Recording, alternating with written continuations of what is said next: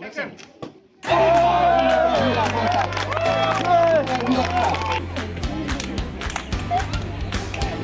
itu, Atmo sana, Atmo. Kita lanjut Kalau lagi. di Palu tadi itu kalau tinggal di pinggir jalan itu barang. Hai. Cerewet kan? Pokoknya sampai kerja, Iya, makan, makan, tidur, tidur, dan jalan.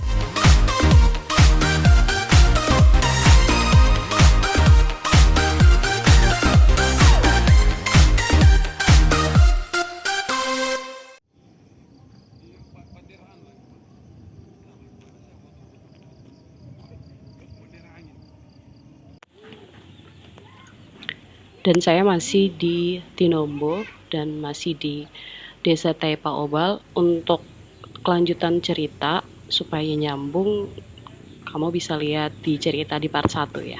Jadi nonton part 1. Ini adalah part 2. Kita akan melakukan sesuatu di sini. Apa itu? Coba deh kita lihat ini ya. Kita Tinombo yang akan Di disampaikan oleh belakang Bapak itu Saprin lagi acara Kades Lombok pembukaan olahraga ya, ala-ala pembukaan.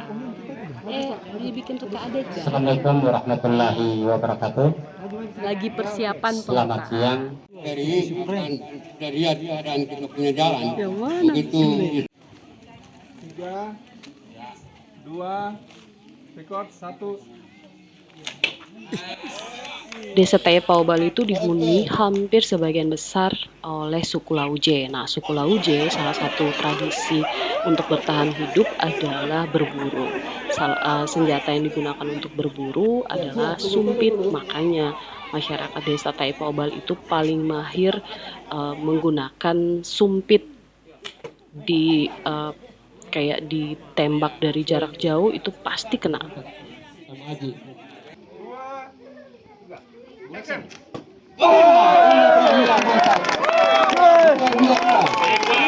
Pasti tengah-tengah. Pas. Beredar. Coba kita lihat. Wih, kita lihat. Mantap. Wih, masuk di tengah. Mantap.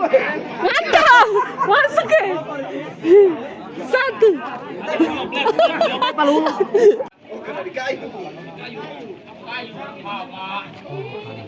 Sumpit di sini. Berarti Nah, dia mundur. kita masuk ronde kedua. Di yang tadi sana itu diambil lagi. Kita masuk ronde kedua. Ini tantangan selanjutnya yang lumayan lebih menantang. Nah, selain sebagai pemburu, sebagai senjata memburu, sumpit itu merupakan senjata untuk melindungi diri karena Desa Taipa Obal kan berada di ketinggian, di pedalaman pegunungan Tinombo. Sumpit menjadi salah satu senjata untuk melindungi diri. Nah, inilah bentukan dari sumpit khas dari Desa Taipa Obal.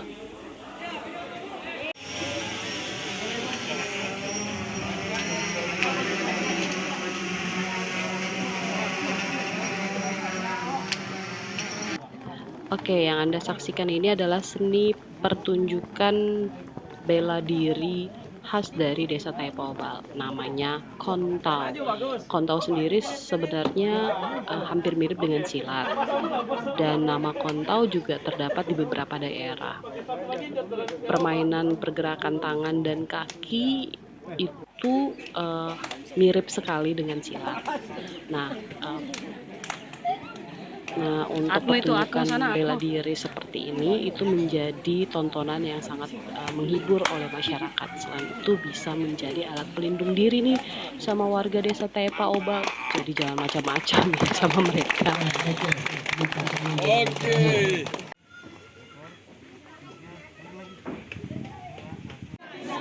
Ini dia yang paling seru. Ini cuma ada di sini ya, cuma ada di desa Taipa Obal dan sekitarnya. Ini namanya adu betis, pok. Aduh, itu adalah namanya permainan adu betis. Nah, dulunya nih kalau di Desa Taipa Obal dan sekitarnya kan tidak ada tuh hiburan ketika ada pesta-pesta, misalkan ada musik-musik. Tapi kalau di Desa Tepa Obal biasanya mereka menggelar acara untuk adu betis seperti ini, seru. Ini dimainkan tiga, jadi dua untuk meletakkan betisnya, dan mereka nggak boleh goyang sama sekali, jadi harus tetap berdiri kokoh terhadap serangan yang lain. Nah, betisnya harus diginiin tuh, nah gitu. Lagi 1, Mari kamaringan saya tahu. 2, 3, lagi ulang. Jadi karena pergejolakan kita tadi dari jalan langsung ambil lomba dan segala macam, itu memang tidak ada nafas buat untuk istirahat. Sekarang kita agak sedikit berleha-leha, dan ini kampungnya ya. Nah, jadi rumah-rumah yang ada di sini itu modelnya kayak begini, berada di lereng-lereng bukit, masih sederhana sekali. Nah, ini masyarakatnya. Cantik-cantik. Gadis-gadis cantik-cantik. Malu-malu. Jadi ini namanya Desa Tepa Obal. Kurang lebih 10 atau 8 tahun yang lalu saya sempat kemari, tapi lupa apakah desa ini atau desa tetangganya. Tapi kondisinya tidak banyak berubah, masih seperti ini. Memang sih desanya itu jauh dari kota, terus jalannya juga lumayan ekstrim. Tapi di sini adalah penghasil beberapa bahan pangan. Saya lihat ada pohon cingkeh. Harus ada perhatian sih pemerintah kesini gitu.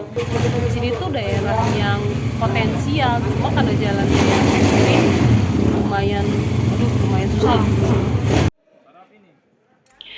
Setelah seharian bekerja, kami disuguhkan makanan oleh warga Desa Tepa Obal. Atau enggak, ini makanannya biasa saja, tapi rasanya bintang 5 deh. Karena ini coba lihat, ini ada ubi mentega, itu warnanya kuning dan rasanya pulen sekali. Terus dikasih, kalau dibilangnya ini gami kelapa, jadi kelapa parut, itu diberi cabai rawit, kemudian garam dan juga perasan jeruk nipis. Setelah makan, kita kembali harus pulang. Pokoknya nggak ada waktu istirahat, kita harus kembali karena kita mengejar waktu. Dan kita kembali di medan yang membuat kita antara 50% nyawanya ya. Karena kondisinya jauh lebih sulit lagi karena kita akan menurun. Kita ini hampir tabrakan sama Opik. Ya udah, see you di Tinombo ya. Aduh, gelap dong. Selamat pagi. Sekarang masih pukul 5.30 dan kami harus sudah berada di lokasi syuting. Maaf gelap ya, di belakang itu lagi sunrise.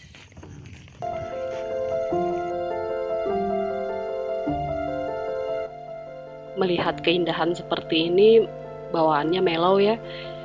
Masya Allah, untuk sebuah keindahan yang Allah ciptakan sempurna seperti ini. Saya jadi berpikir bahwa saya itu beruntung sekali dengan pekerjaan ini. Punya pekerjaan yang sesuai hobi, kemudian pekerjaan saya itu pekerjaan yang tidak monoton di depan meja. Saya bisa jalan-jalan tanpa saya harus mengeluarkan uang, bahkan saya dibayar. Dan saya selalu bersyukur bahwa memang pekerjaan itu kalau kita syukuri, selalu membuat kita merasa nyaman aja bekerja. Mau seperti apapun pekerjaan itu, mau medan apapun ya kita hadapi, tapi kalau kayak pekerjaan kita cintai, kita enjoy dalam bekerja. Apalagi saya selalu bersama dengan tim-tim saya yang hebat dan selalu menciptakan suasana yang positif di tengah pekerjaan. Di sana yang foto, ini objeknya. Oke, mari kita, saya akan membawa Anda untuk berkenalan sedikit dengan beberapa orang yang ini tuh. Ini Opik. Pade, mana Pade punya muka itu? Itu Pade Heru. Yang ini nggak usah lah ya, kita kenalkan, dia sudah terlalu sering muncul di vlog saya. Itu Ismail. Kalau itu Ismail itu kameramen. Kalau yang itu mana sih? Yang ini itu urusan bayar membayar uang dan uang. Doi.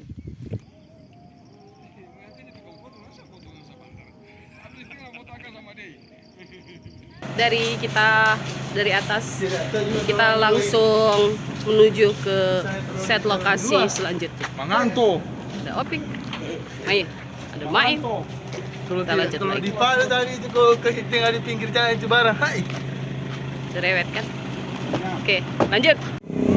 Nah, kita sudah di lokasi dan ini adalah lapangan atau alun-alun dari Kota Tinombo. Ini sebenarnya tulisannya Taman Raja Tombolotutu. Nanti sebentar kita ke rumah raja juga ya. Jadi suasana kotanya ya beginilah, begitu aja ya. Khas daerah kecamatan. Biasa kalau malam juga di sini banyak kafe-kafe atau banyak warung-warung makan yang muncul di saat malam hari. Gitu deh. Nah, kan tadi kemarin saya bilang kalau saya itu mau kasih lihat kalau Anda tuh jeli nonton vlog. Ada beberapa orang yang sering masuk di vlog saya sekilas-sekilas tapi sering. Ada beberapa orang. Nah, salah satu ini ada yang di belakang. Hai. So ganteng. Nah, ini Opik namanya. Opik itu tugasnya adalah Operator audio dengan technical director. nah itu. Jadi urusan peralatan, urusan suara itu urusannya Opik. Kita sudah jalan dari tahun berapa ya Opik ya? 2013. Dari 2013 kita sudah sama-sama. Baru apa yang kau rasakan Opik? Sama baku bawa dengan CP Taman satu ini dia. Coba lepas dulu ngape. Masker orang mau lihat ngape. Anu ganteng. Selama Ya. baku bawa dengan CP Taman satu ini dia banyak pelajaran yang saya dapat. Begitu. Tentang ilmu tentang Produksi. mengatur namanya pembawa acara, terus shot yang akan dibuat seperti ini, terus mengerti tentang bagaimana itu cara pembuatan film, dokumenter, dan selama juga saya buat sampai taman ini dia yang lumayan kurus ya. Lumayan sekarang ya. Beliau banyak mengajarkan tentang kami di tim bagaimana cara mendirect itu dengan jiwa yang betul-betul feel-nya kena. Karena kalau tidak kena feel-nya dengan seseorang, salah satu kru atau Tim ya jadinya enggak maksudnya hambar ya. hambar gitu. Enggak bagus kalau orang harus bilang baku bawa dengan dia ini dengan kata teman satu orang ke dia dan enggak ada kalau nyamuk ketawa di jalan. Pokoknya sampai kerja, Iya, makan, tidur, jalan-jalan. Tapi hasil yang terhasilkan bukan hasil main-main dong. Iya, produksinya tidak ecek-ecek. Yes, gitu. Langsung aja, rekam. Mundur kopi. And 2. kita lagi tekos.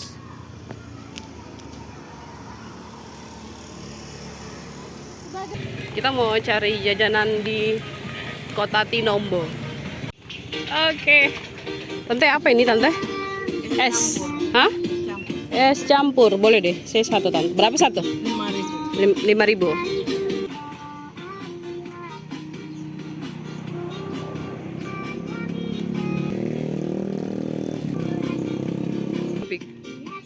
Tas.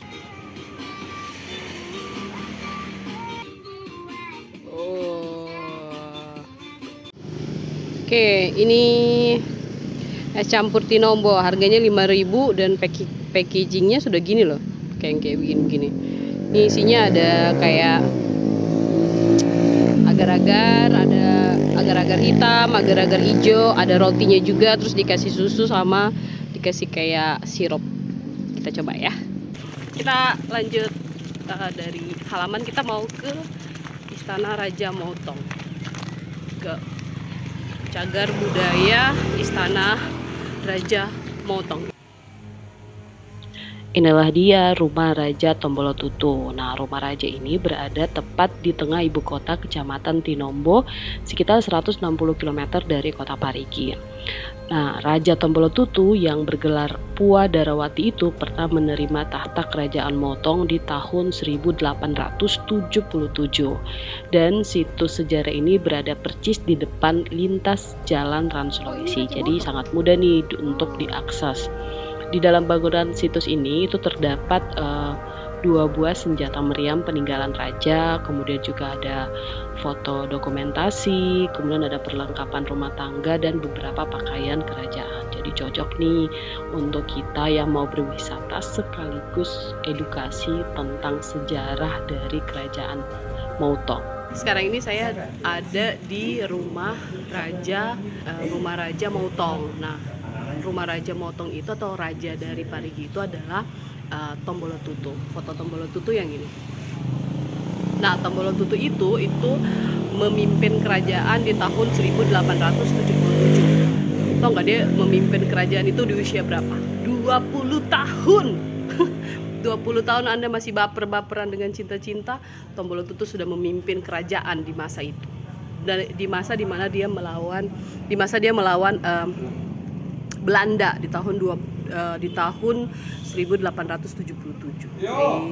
Keren ya Tombolotutu. Nah, berkat perjuangan dari masyarakat Parigi Motong di tahun 2021 melalui Presiden Republik Indonesia Joko Widodo pada saat itu memberikan gelar Tombolotutu sebagai pahlawan nasional. Keren kan? Jadi ini adalah salah satu rumah pahlawan nasional. Jadi kalau Anda semua mau ke Tinombo, ke kota Tinombo, gampang sekali ketemu dengan rumah raja karena bertepatan atau bersebelahan dengan lapangan atau alun-alun dari kota Tinombo. Keren. Nah, saya sudah di dalam ruangan dari rumah raja. Nah, rumah raja itu ditinggali sama keturunannya. Di dalam rumah raja itu ada 2 kamar. Ini kamar pertama. Kemudian ini kamar kedua. Oh, ada 3 deh. Yang ini ada ruangan juga. Terus ini kayak ruang kayak living room begitu, kayak gini. Nah, biasanya kemungkinan dulu raja-raja menerima tamu itu di teras. Jadi ada terasnya untuk luas. Nah, di sini tuh kayak banyak peninggalan-peninggalan zaman dulu, kayak ada gelas-gelas, kemudian guci-guci, mangkok itu di sini. Nah, kalau tadi saya berada di dalam, sekarang saya berada di luar. Tepatnya saya kayak di sampingnya gitu kan. Saya ada di sampingnya. Nah, tadi kan itu kayak ada di ruang tengah. Nah, di sampingnya itu kayak ada bagian belakang. Terus kayak terpisah untuk ini kayaknya kamar mandi deh. Ini kamar mandi. Jadi dia terpisah dari rumah induknya, tapi dibuatkan kayak jalan. Terus rumahnya ini, kamar mandinya ini. Gitu. Terus kayak ada di samping sana juga kayak ada gedung juga nih di samping. Cuma saya nggak kelihatan. Jadi yang ruangan tadi yang saya masuki kan yang itu. Nah, di bagian belakangnya ini menuju ke WC ini. Terima kasih yang sudah menyaksikan perjalanan panjang saya bersama kru. Kita nanti jumpa lagi di perjalanan-perjalanan selanjutnya. Semoga ini punya manfaat dan juga memberikan informasi. Saya mau kutip satu kalimat yang menurut saya itu paling ngena ya. Katanya seperti ini. Bukan kemana kau pergi, tapi kemana kau akan pulang. Ya, saya sangat merindukan rumahku. Karena kalau di rumah itu kita dikasih pelukan itu tanpa syarat. Mari kita pulang dan mari kita menyelesaikan pekerjaan ini. See you and next video ya. Bye bye.